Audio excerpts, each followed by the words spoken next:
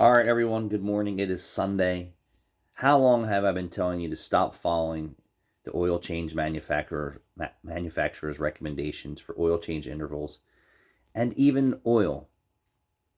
And I've also said some things about the motor oil geek that his advice is controversial. Controversial? Yes.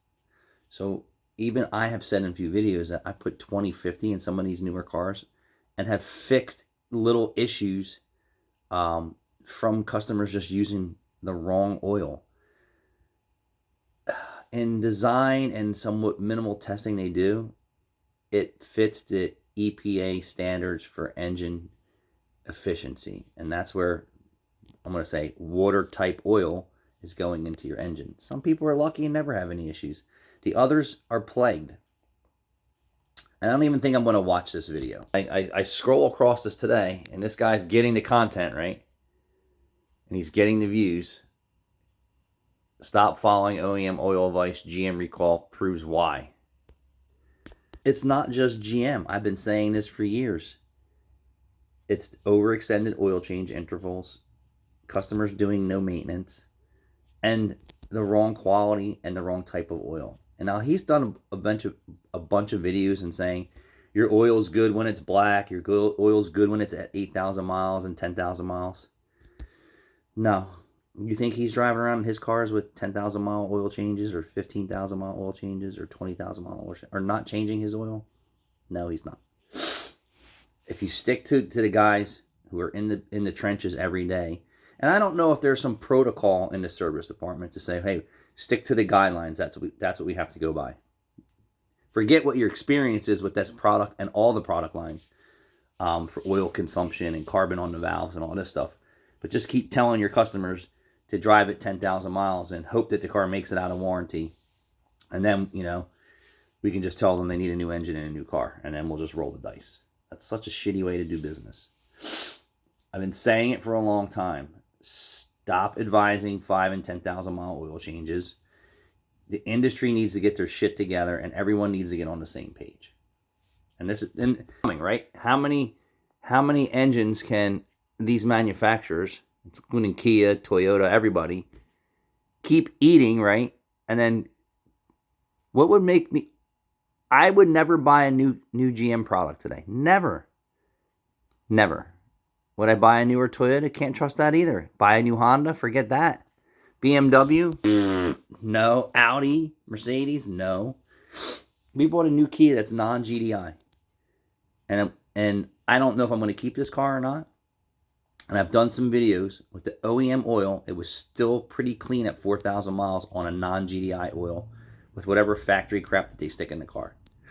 I put our oil in there, which is a synthetic blend, and we're near 4,000 miles. I'm going to bring the car in a day or two, and then we're going to check the oil color, and then we're going to change the oil. You know why? Because oil is cheap. Engines are outrageous. Labor rates are expensive. Parts are expensive, and it's only getting more expensive. So if a guy like me, or Ford Boss Me, and all these other guys out there tell you, change your oil every 3,000 miles, and we won't have these discussions on why you have internal engine failure. That's a promise. And we're going to strip away some of the stress and major expenses that are going to come about in the lifespan of that vehicle by just performing earlier maintenance practices, and just changing your oil isn't you taking care of your car. I hear it all the time. Well, I changed my oil. Well, the belt's bad. The valve cover leaks. The water pump's leaking. The radiator's leaking. Your tires are all bald. Your brakes are shot. Changing your oil is not maintaining your car. Maintaining your car. Door handles broken. Windows that don't work. You're not taking care of the car. When a mechanic starts giving you a list, that means you've been neglecting these things for a long time. And then you have to catch up, or before it gets so far ahead of you. And then what the bigger trade-off is? Maybe you don't have the money for a new car right now. Insurance rates are going up. Interest rates are going up. The prices of cars are going up. The price of maintenance is going up. You don't want to be in a predicament where your car needs an engine and a transmission. And most cars can be saved if they're not too far gone, and you can get years of use out of it. I am the king of buying a car if someone says, I'm tired of fixing it. You're tired of what? you really want to eat a car payment every month, and then be in the same boat you are with your old car because your maintenance practices are poor, and the manufacturing and design and quality of vehicles today is the worst, at its worst, with the worst recommendations coming right out of the dealership. The worst recommendations coming right out of the dealership service departments based on what the manufacturer is telling you how to maintain that car. The worst. That's facts. So I'm the king of buying cars that, I'm tired of putting money into this car. So what you're saying is you want to put money into a dealership's bank account every month, plus insurance, plus repairs and maintenance. Where does that make any sense? You're buying even worse and more poorly engineered vehicles. And how can I describe it?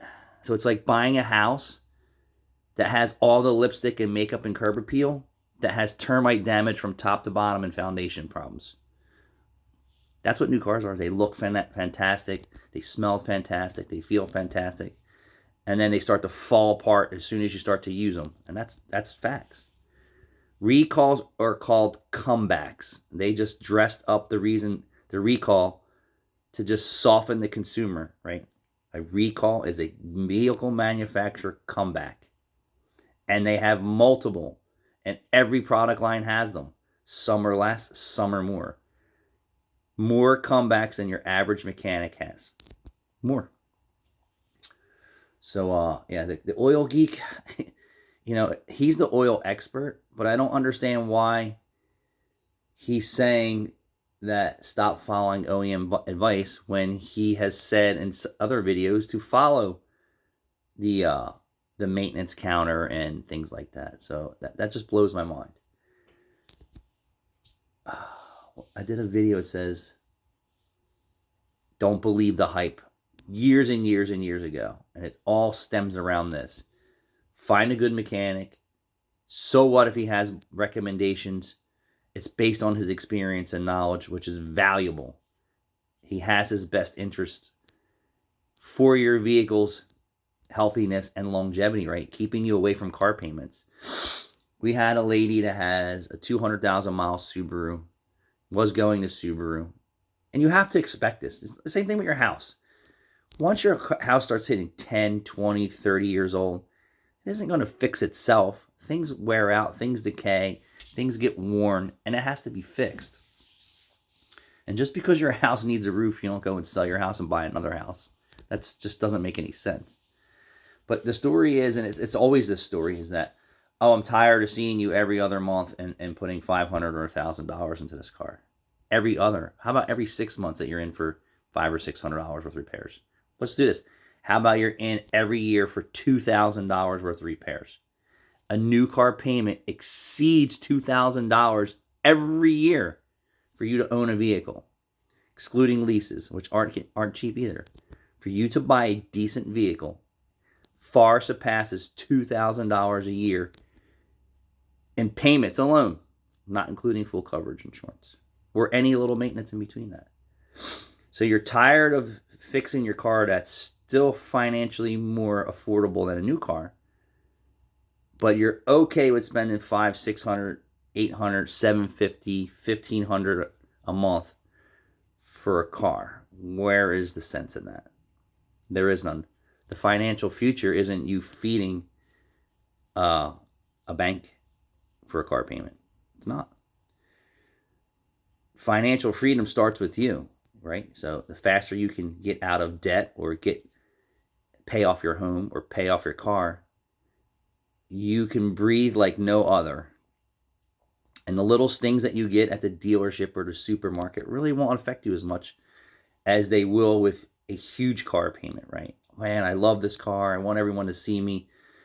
My other car was only, I owned my other car, and all I was doing is a couple oil changes a year and maintenance. That's a blessing.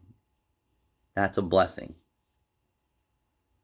The national average for people to have a vehicle today, to own a vehicle, and I think, and it may be skewed, I think it's $550 to $750 a month is the average car payment. And repossession rate is at an all-time high, and it's been that way for the last couple of years. What does that tell you?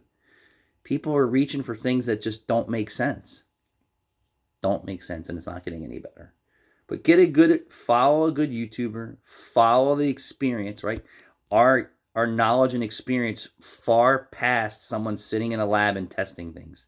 I don't care what they say. What I see every day in my bays are people aren't following what the good guys are saying. We're going to say we're the good guys, and we're telling you, come in every 3,000 miles and get your oil changed. And if your car doesn't need anything, that's good. But you have to have a guy who's willing to look at your car and say, hey, you have a nail on a tire. Hey, your strut's starting to leak. And if you just let this stuff go, the next time you come in for an oil change, it could be those 3 things and then more.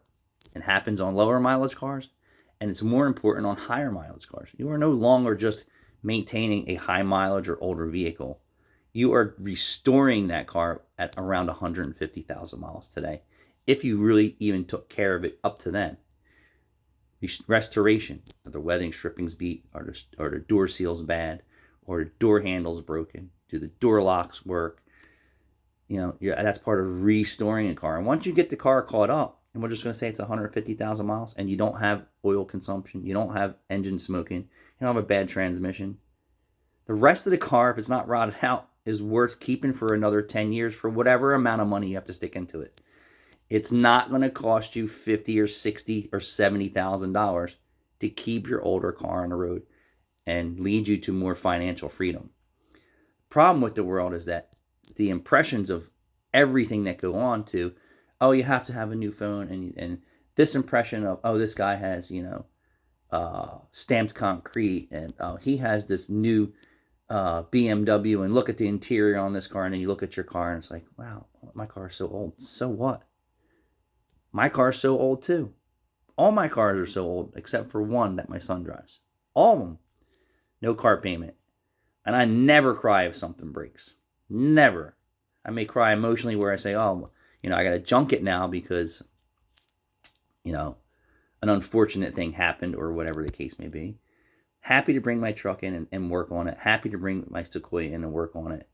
No car payment. High mileage. If it gets a little scratch, it ain't the end of the world. But it's fit. Everything works. If it breaks, fix it. You know why? Because that's one less thing I have to deal with when next time something else breaks. And your vehicle is a machine and a computer on wheels. So things are constantly going to have problems and software glitches and updates. Remember, every manufacturer has comebacks engineered right into them from the most brilliant people in the world and right to your hands untested. And that goes for oil. They build these engines. They say, oh, we have the information. We have the data. We don't need to test every product. We don't test them in real world situations. We don't test them if the customer runs them 10,000 miles. What customer is not changing their oil? Plenty wandering around the world aimlessly with their phone in front of their face and have no clue. So, I'm a little shocked by the Motor Oil Geeks ad here. He should say I've been wrong all these years, and what the other guys have been saying is change your oil at 3,000 miles. Use a good quality product. Use a good quality filter. And if your oil is black in a gasoline engine, that is not a good sign. Thanks for watching.